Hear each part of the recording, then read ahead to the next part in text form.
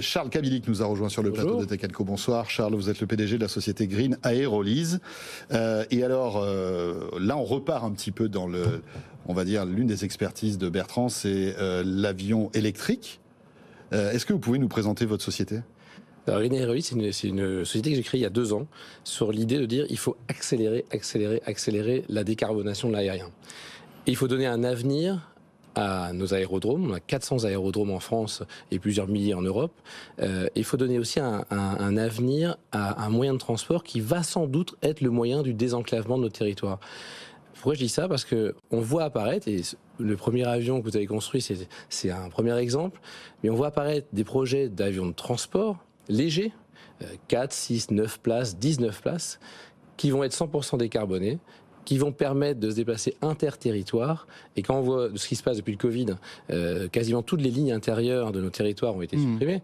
Le TGV fonctionne fort bien sur les lignes axées sur Paris, mais toutes les transversales ne fonctionnent pas. Et donc il y a un projet énorme à monter autour du transport décarboné interrégional. Donc on a créé Green Aerolyse pour ça, pour se dire on commence par ce qui existe. Ce qui existe, c'est de l'avion électrique de formation. Mais aujourd'hui, techniquement, qu'est-ce qui est prêt, en fait ? Avec un avion électrique, on peut faire combien de kilomètres en toute sécurité aussi, j'imagine, parce que c'est quand même... Alors, ce qui est prêt et certifié, c'est-à-dire qui a été validé par l'EASA, c'est un avion électrique 2 places, de formation, exclusivement de formation et de loisirs, donc qui permet aux pilotes de faire leurs 30 premières heures de formation initiale au pilotage, et puis de faire la balade du dimanche. 0 bruit, 0 émission de CO2 en local, et c'est 1h07 d'autonomie à une vitesse autour de 150 km/h, pour faire simple. Ça, c'est le premier qui est certifié. Par contre, actuellement, des avions qui volent, il y a des projets qui sont en train de voler. Cette semaine, il y a eu le projet Alice, qui est un projet américain, israélo-américain, 9 places 100% électriques qui a volé aux États-Unis. Ils ont fait 15 minutes de vol, mais ils prétendent arriver à 800 km d'autonomie, 100% électrique, à 500 km/h environ. Donc là, on est vraiment sur du transport. Et on a de très beaux projets français. Je pense à Voltaero, qui est à Royan, qui était l'ancienne équipe d'Airbus sur l'IFAN, qui est en train de créer un avion hybride, 200 km d'autonomie 100% électrique, et après 700 km en hybride. Et ça, pour l'aviation à la demande, ça va être parfait. Et hybride, c'est un peu comme la Prius, quoi, de nos taxis. C'est-à-dire que, en fait, le décollage se fait à l'électrique. Après, il y a une espèce de mélange thermique électrique. C'est ça ? C'est un peu différent. Je pense que l'hybride, il faut le voir en aviation comme un moyen d'avoir de la sécurité. Oui, c'est ça. C'est-à-dire, on décolle en électrique, on vole à l'électrique. Donc pour des vols, je prends un exemple, moi je suis breton, vous prenez Brest-Nantes, c'est un enfer. Vous faites ça en voiture, c'est 3h30. Et en train, ce n'est même pas la peine en train, c'est plutôt 4 ou 5 heures. En avion, c'est 50 minutes. 50 minutes, ça veut dire que c'est tout à fait accessible en 100% électrique. Sauf que la réglementation va imposer d'avoir 1 ou 2 terrains autour de déroutement. Donc une sécurité, une réserve. Donc le carburant, c'est une réserve de sécurité au cas où on ait besoin de se dérouter ailleurs. C'est comme ça qu'il faut le voir et pas comme 2 motorisations en même temps. Charles, vous restez avec nous. Bientôt 20h30. Bertrand Piccard, bien sûr, aussi, jusqu'à 21h, notre invité exceptionnel, Frédéric. On va continuer à découvrir donc Green Aerolyse, parler aussi de l'hydrogène, à la fois dans les véhicules qui roulent avec Hype, mais aussi, voilà, est-ce que c'est l'une des clés du futur du transport aérien, l'hydrogène ? On en parle dans un instant avec eh bien, nos invités. Et on revient juste après le rendez-vous éco, les infos éco de Faiza Younsi. À tout de suite. Bertrand Piccard, notre invité dans Tech & Co, avec Frédéric Simotel, bien évidemment, Charles Kabilic, PDG de la société Green Aerolyse, et puis dans un instant, on va s'intéresser à l'hydrogène. Autre sujet passionnant, et on en parlera avec Mathieu Garliès, qui est le fondateur et président des taxis Hype.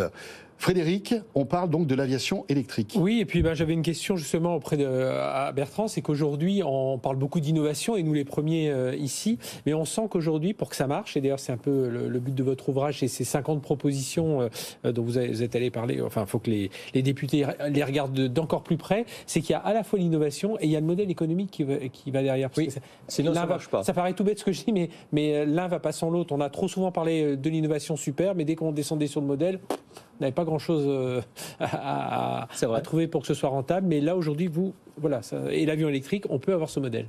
Vous savez, il y a un ensemble de choses qui protègent l'environnement, parfois chères, parfois rentables. Il y a une série de choses qui permettent de faire du profit parfois polluants, parfois écologiques. Nous, on se focalise sur l'intersection des deux, sur ce qui protège l'environnement et permet de soutenir l'économie, de créer des emplois et de développer le pouvoir d'achat des gens les plus démunis. Et on voit que c'est possible. Et ce qui est en dehors de ça, eh bien, c'est vrai que moi, je ne m'en occupe pas. Parce que ce qui n'est pas encore rentable va le devenir plus tard. Et ce qui n'existe pas encore est souvent pris comme une espèce d'alibi pour ne pas bouger aujourd'hui en disant « ouais, on va trouver plus tard des solutions, on va réabsorber le carbone de l'atmosphère. Et puis, par conséquent, on peut continuer à en mettre autant qu'on veut parce qu'on pourra le réabsorber. » Ça, je suis totalement contre. Et je veux vraiment montrer que ce n'est pas cher de protéger l'environnement parce que les solutions sont rentables, c'est pas difficile parce que les solutions existent, mais par contre, il faut débloquer la paralysie administrative, législative, bureaucratique qui fait qu'on ne peut pas avancer parce que c'est juste trop compliqué. Quand le ministre de l'énergie portugais me dit que le plus gros problème pour développer le solaire au Portugal, c'est les oppositions des partis écologiques, on se dit qu'il y a quand même quelque chose qui cloche. Donc il faut par exemple que les... Mais ça c'est bien expliqué, c'est bien traité dans la nouvelle loi sur l'énergie en France, c'est que les oppositions peuvent toujours exister parce qu'il y a un droit de recours qui est fondamental dans toute démocratie. Mais par contre, le traitement de ces oppositions va être fait de manière à ne pas retarder. Oui, il n'est pas bloquant dans les décisions. Il n'est pas bloquant. Et vous savez, il y avait une chose aussi, quand vous déposez un projet, si au cours de route, on voit que le projet doit être amélioré pour pouvoir passer, eh bien, c'est interdit de modifier et d'apporter cette amélioration avant que ce soit jugé. Donc, il faut tout recommencer. Ben, dans le nouveau projet de loi, on pourra modifier des choses, les améliorer au fur et à mesure avant que le juge décide si oui ou non on pourra le faire. Donc, c'est très, très intéressant de voir que tout peut être simplifié. Et que comme ça, on peut aller beaucoup plus vite dans l'efficience, dans la réduction du gaspillage, de l'énergie, etc. Et c'est justement, Charles, le sujet de Green Aerolease, donc cet avion électrique, c'est qu'il y a à la fois l'innovation, l'avion, il y a un business model derrière.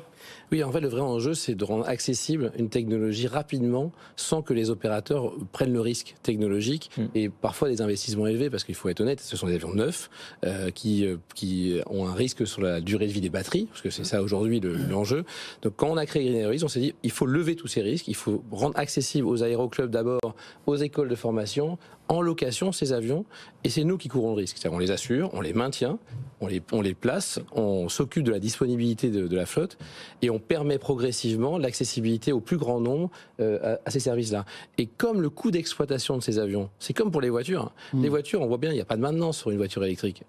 Très très peu. Un avion, c'est pareil. Et comme le coût de maintenance dans un avion et le coût du carburant, c'est plus de la moitié des coûts d'exploitation, on doit être capable de faire du taxi volant électrique à un prix beaucoup plus faible que le même en carbone. Il y a ceux qui disent que c'est anecdotique et que ça ne sert à rien pour décarboner le trafic aérien. Il faut quand même rappeler que les premiers vols en avion en 1903, c'était 200 mètres. Et puis que c'était chaque fois quelques centaines de mètres de plus, parfois quelques avec des atterrissages mètres de plus en altitude, des minutes en durée, etc. Ouais. Et que maintenant, on va beaucoup plus vite que ce qu'on a été en 1903. On a un avion qui a pu voler à l'électrique avec de l'énergie solaire autour du monde. Vous prenez des passagers, ça devient un business. Et tout ça, c'est décarboné. Donc, on voit que ça va plus vite. Alors, bien sûr, on n'est pas encore à l'avion qui transporte 200 passagers ou 300 passagers en transatlantique. Non. Ça, on n'y est pas.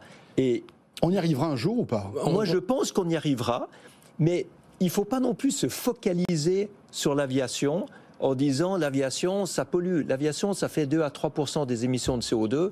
Le textile, ça en fait 7. Alors, si on demande aux gens de ne pas voler, il faut peut-être aussi leur demander d'être tout nus.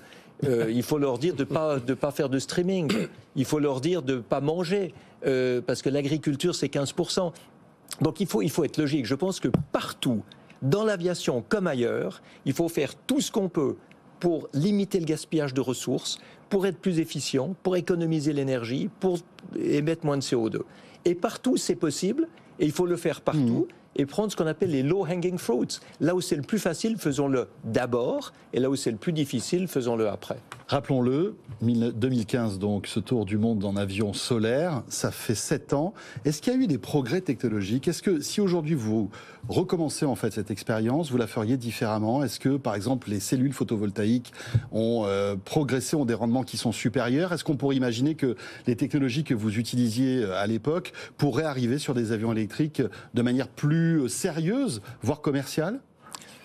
Les rendements n'ont pas beaucoup évolué, mais le prix s'est écroulé. Quand j'ai commencé à lancer Solar Impulse en 2002, l'énergie solaire coûtait 40 centimes le kilowattheure. Et il fallait des subventions énormes. Et tout le monde disait ça n'a aucun sens et ça n'a aucun avenir. Ben aujourd'hui, le record du monde, c'est au Portugal, 1,5 centime le kilowattheure. En 20 ans. Oui, avec du photovoltaïque. Et il faut doubler le prix si on veut compter le stockage intégré. Donc on voit que maintenant c'est accessible à tous et c'est beaucoup plus important. C'est ça qui me donne de l'espoir. Autre gros morceau, c'est l'hydrogène, qui va sans doute aussi décarboner l'aviation. On va en parler avec notre invité, c'est donc Mathieu Gardiès. Rebonsoir Mathieu, fondateur et président des taxis Hype. Alors vous volez pas encore, vous faites des taxis qui roulent à l'hydrogène. On peut croiser de temps en temps quelques-uns de vos véhicules. Est-ce que vous pouvez nous présenter Hype ?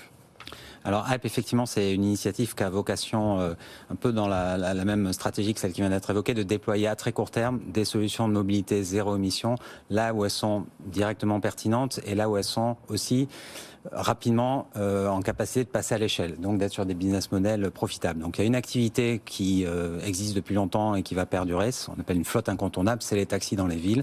Les taxis dans les villes, ça pollue beaucoup, il faut trouver des solutions pour que ça pollue moins, déjà à l'échappement, donc passer sur des motorisations électriques. Dans certains cas, le véhicule électrique à batterie répond. Très bien. Dans d'autres, ça ne répond pas parce que le client chauffeur de taxi considère que ça ne correspond pas à son besoin. Et là, l'hydrogène est une solution complémentaire qui va être intéressante. Donc nous, on s'est focalisé là-dessus. Et ensuite, on crée les conditions pour que cette solution émerge et passe rapidement à l'échelle. Et pour organiser ça, on a une approche très intégrée, c'est-à-dire qu'on a créé une compagnie de taxi qui roule effectivement dans Paris depuis 2015 maintenant. Mais on est aussi sur l'amont, c'est-à-dire on est sur la distribution, la partie, on déploie des réseaux de stations, et également sur la production d'hydrogène. En attendant que la production... Vous êtes sur toutes les chaînes de valeur en fait. On est sur toute la chaîne qui permet en l'occurrence d'aller vite. Vous fabriquez pas encore l'hydrogène? On va fabriquer l'hydrogène, on va produire l'hydrogène et on va distribuer l'hydrogène et on va pouvoir de cette façon organiser l'émergence et surtout le passage à l'échelle de cette solution. Et ce qui est génial, c'est que tu n'arrivais pas à avoir un approvisionnement en hydrogène et tu t'es dit je vais le faire moi-même si les autres le font pas. Et ça, c'est la vraie mentalité de l'entrepreneur. On fait ce qu'il faut faire pour réussir. Vous avez établi un record d'ailleurs aussi dans un véhicule à hydrogène, 778 km à bord d'une Hyundai Nexo, de série en plus. Oui, absolument. Et ça montre qu'il n'y a pas besoin d'avoir des prototypes expérimentaux pour battre des records du monde et pour rouler propre. Maintenant, c'est vrai que ceux qui nous entendent doivent sûrement se dire mais est-ce que l'hydrogène est fabriqué de manière verte? Et ça, il faut le souligner, c'est qu'aujourd'hui, ce n'est pas encore suffisamment le cas. Et les grands programmes français et européens vise à justement développer suffisamment d'électrolyseurs pour pouvoir transformer de l'eau en hydrogène totalement vert avec des énergies renouvelables. Oui, puisqu'il y a l'hydrogène vert et l'hydrogène gris, qui lui, évidemment, pollue plus. Dernière question pour vous, Charles, après je vous libère. On parlait d'aviation. L'hydrogène, c'est une piste sérieuse pour l'aviation de demain? Oui, c'est une piste sérieuse. On pense que les batteries, ça va être adapté pour des modules de 0 à 19 places. Au-delà, c'est très peu probable. Le poids des batteries est trop élevé.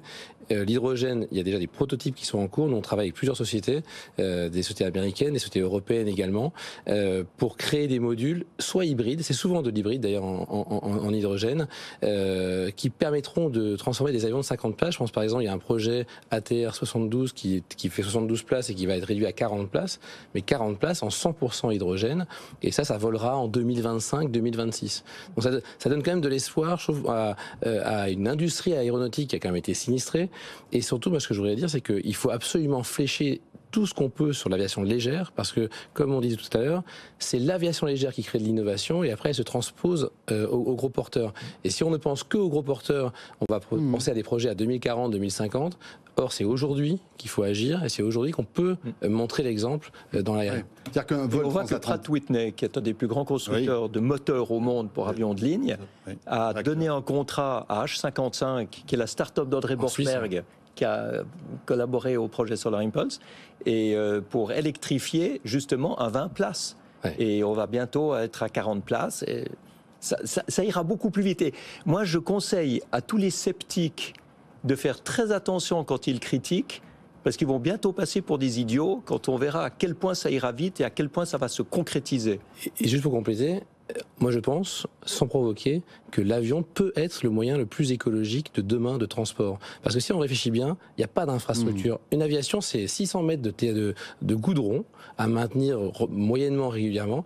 Et on va toujours en ligne droite. Et en haut, quand on est en l'air, et vous l'avez prouvé avec Solar Impulse, le frottement dans l'air, il est très léger. Donc on peut aller beaucoup plus vite, avec beaucoup moins de frottement en ligne droite.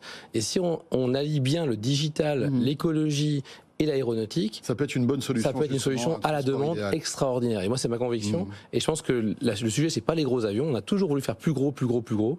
Le sujet, c'est comment je fais des modules qui sont flexibles, qui vont là où je veux, sans passer par Paris ou par une grande capitale mondiale, et avoir un chemin direct écologique. Mathieu et Charles, merci d'être passés par le plateau de Tech & Co. Bertrand Piccard, vous restez avec nous. On revient dans un instant.